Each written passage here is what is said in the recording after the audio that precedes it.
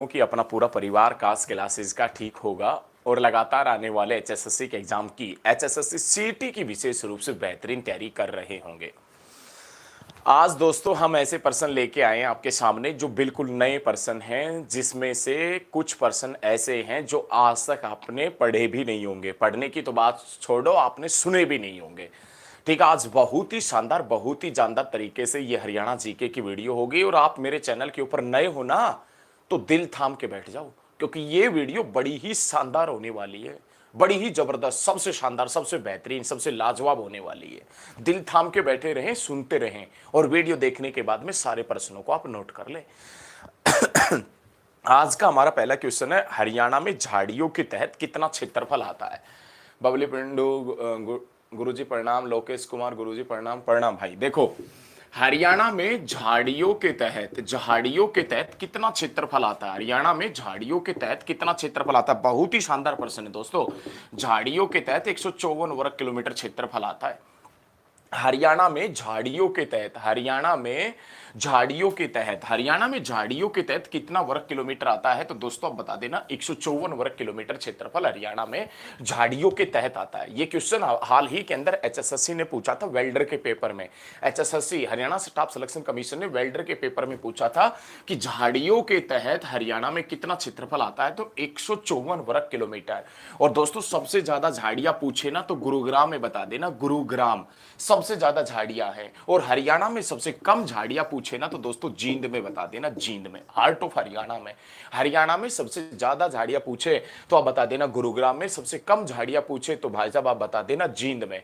और जिसे heart of Haryana के नाम से जानते, जिसके साथ में कितने जिले लगते हैं तो आप बता देना 7। जींद के साथ में जिले लगते हैं 7, उत्तर प्रदेश के साथ में हरियाणा के जिले लगते 7, पंजाब के साथ में हरियाणा के जिले लगते 7, राजस्थान के साथ में हरियाणा के जिले लगते 7 और जींद के साथ में, जींद के चारों तरफ हरियाणा के कितने जिले लगते 7, जिसके कारण हार्ट ऑफ हरियाणा के नाम से किसे जानते हैं? तो दोस्तों जींद को जानते हैं। ध्यान रखना, बहुत ही बढ़िया, ध्यान रखना। WYC जल विद्युत स्टेशन हरियाणा के किस जिले में है? ये प्रश्न देखो किस प्रकार से बच्चों को बरगला रहा है। WYC जल विद्युत स्टेशन हरियाणा के किस जिले के अंदर? देखो एचएसएससी का पागल बनाने की कला, पर यह है पागल बनाने की कला एचएसएससी की। देखो किस प्रकार से WYC जल विद्युत स्टेशन, अरे WYC जल विद्युत स्टेशन मतलब वेस्टर्न यमुना कैनाल मतलब पश्चिमी यमुना नहर जल विद्युत स्टेशन। लोकेश कुमार बहुत बढ़िया। वेस्टर्न यमुना कैनाल जल विद्युत स्टेशन, अरे पश्चिमी यमुना नहर जल विद्युत परियोजना, इसका मतलब है पश्चिमी यमुना नहर जल विद्युत परियोजना। और पश्चिमी यमुना नहर जल विद्युत परियोजना दोस्तों कहां पर है?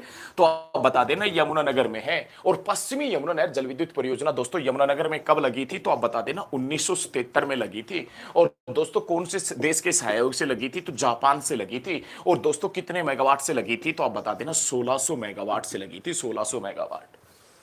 याद रखें, पश्चिमी यमुना नहर जल विद्युत स्टेशन कौन से जिले में है? यमुनानगर में है। कब बना था? 1973 में। किस देश के सहयोग से बना था? जापान। कितने मेगावाट से बना था? 1600 मेगावाट।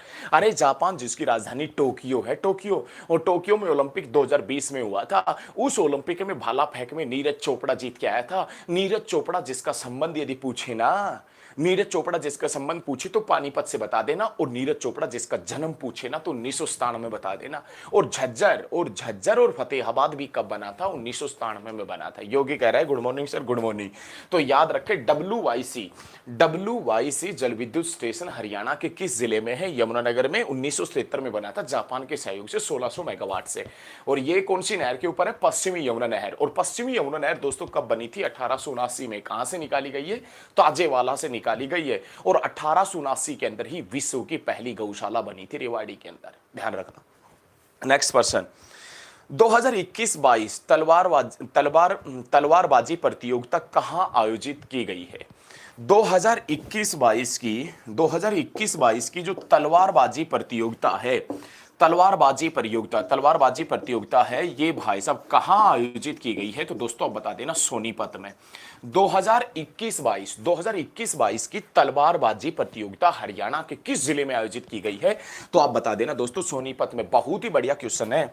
2021-22 में हरियाणा के किस जिले में तलवारबाजी प्रतियोगिता का आयोजन किया गया? तो दोस्तों आप बताएंगे सोनीपत में। प्यारे दोस्तों, प्यारे साथियों, ये याद रखिएगा, एक तलवार का जिक्र आया है तो एक हरियाणा में तलवारों का किला भी पड़ता है। और आसीगढ़ का जो किला है ना, आसीगढ़ का किला जो कहां है? हांसी में, उसे तलवारों के किले के नाम से भी जानते हैं।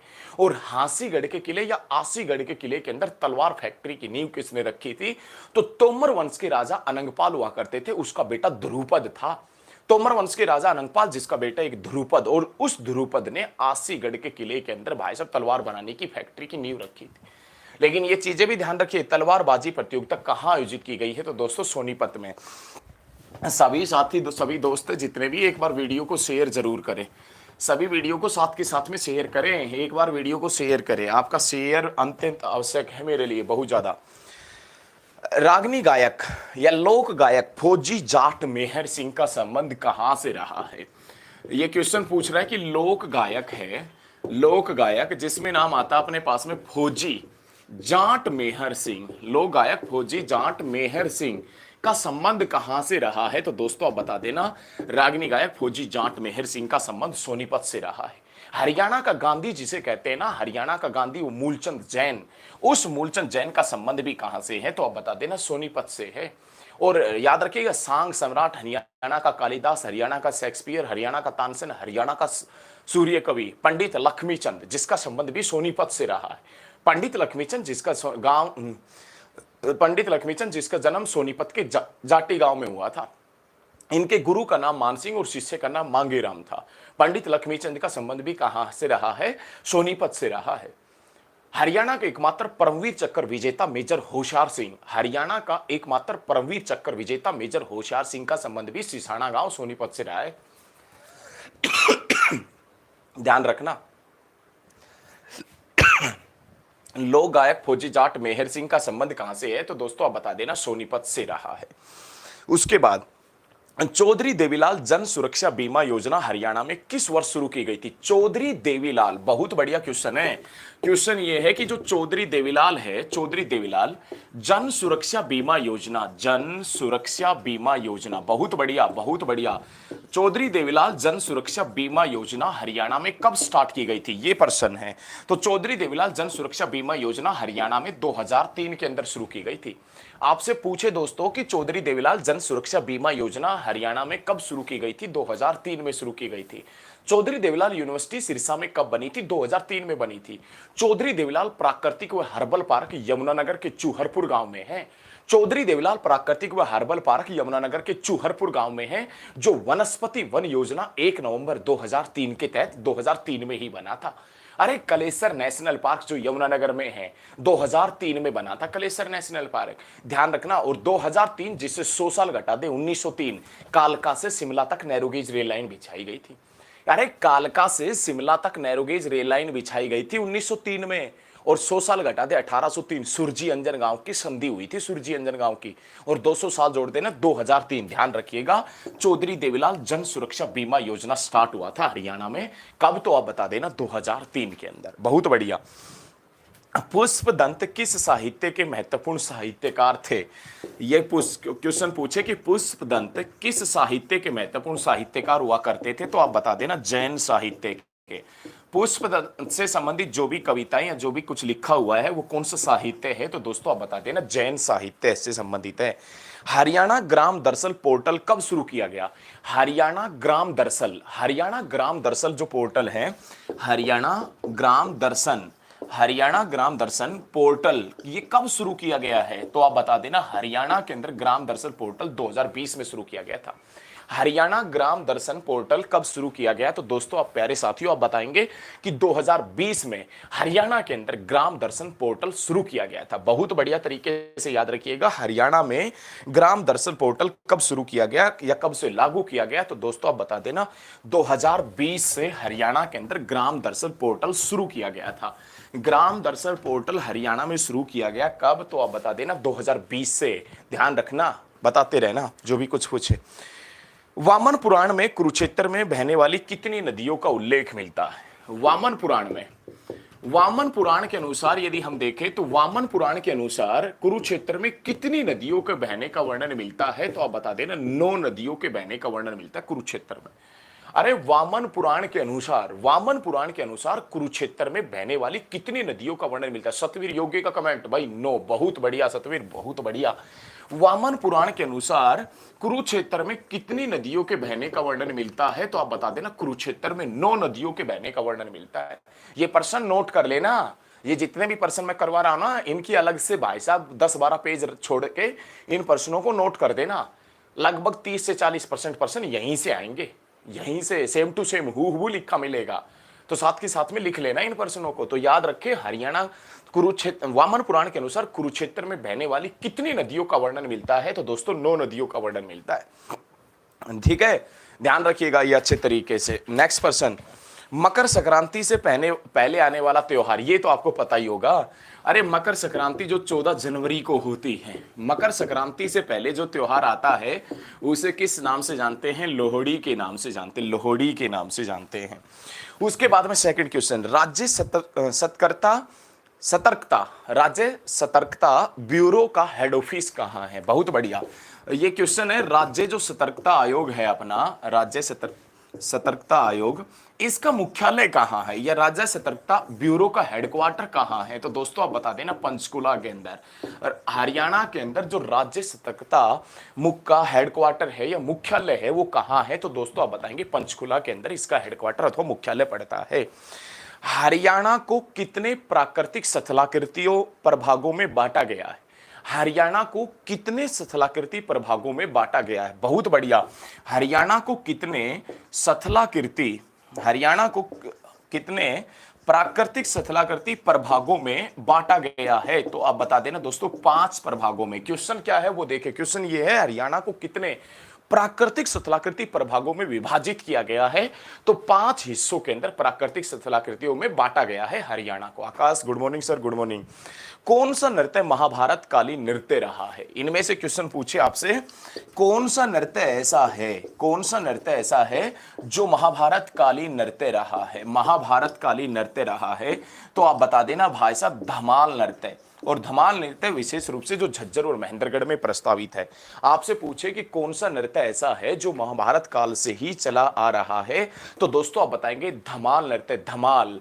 और महाभारत का युद्ध आज से लगभग 700 से लगभग 900 ईसा पूर्व हुआ था। और बात करें हरियाणा के मैदानी क्षेत्र की, तो हरियाणा में मैदानी क्षेत्र की ऊंचाई है 700 से 900 फीट और 200 से 300 मीटर। और हरियाणा में मैदानी क्षेत्र की झीलें पूछे मैदानी क्षेत्र की झील पूछे तो आप बता देना नजफगढ़ और बीबीपुर झील। नजफगढ़ झील जो आज वर्तमान में दिल्ली में है, दिल्ली को कितनी तरफ से घेर रखा? 3 तरफ से। किसने घेर रखा? हरियाणा ने। हरियाणा के कितने जिले लगते हैं? 4 जिले। केएमपी कितने से गुजरता है? 5 से। यमुना नदी हरियाणा में, यमुना नदी हरियाणा में, यमुना नदी हरियाणा में के कितने जिलों से बहती है? 6 जिलों से। कौन कौन से राज्यों के बीच में बहती है? हरियाणा और यूपी। कितने किलोमीटर बहती है? 320। 320 के आगे एक लगा दे 1320।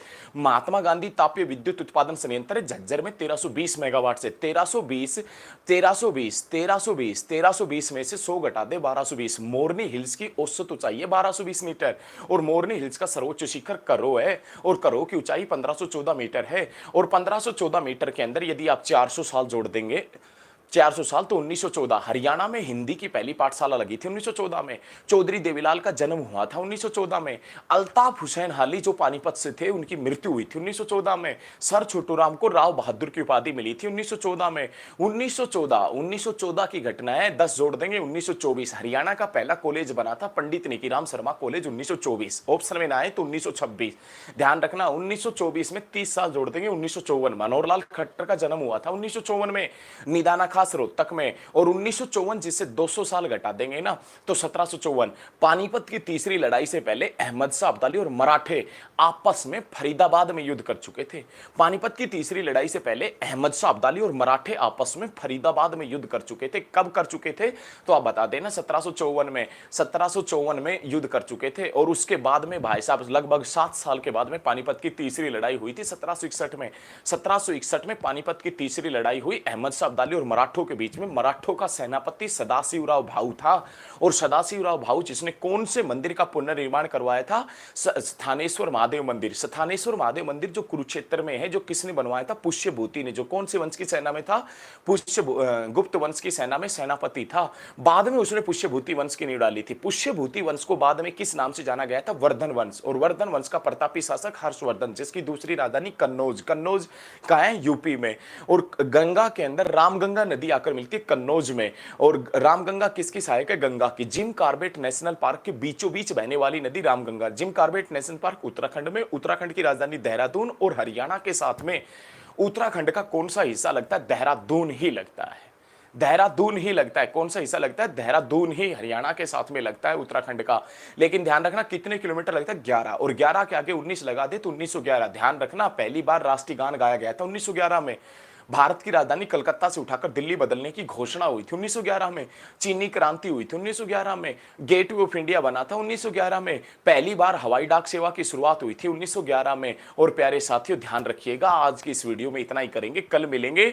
मेरे साथी 5 लोग काफी लोग देख रहे हैं, लेकिन जितने भी लोग इस वीडियो को देख रहे हैं ना, सारे के सारे एक बार शेयर करके जरूर जाना भाई, सारे के सारे एक बार शेयर करके जरूर जाना। तो प्यारे साथियों आज की इस वीडियो में इतना ही करेंगे। जय हिंद, जय हरियाणा, और वीडियो को शेयर जरूर करके जाना। जय हिंद, जय हरियाणा, और वीडियो को शेयर जरूर करके जाना। ठीक है, धन्यवाद।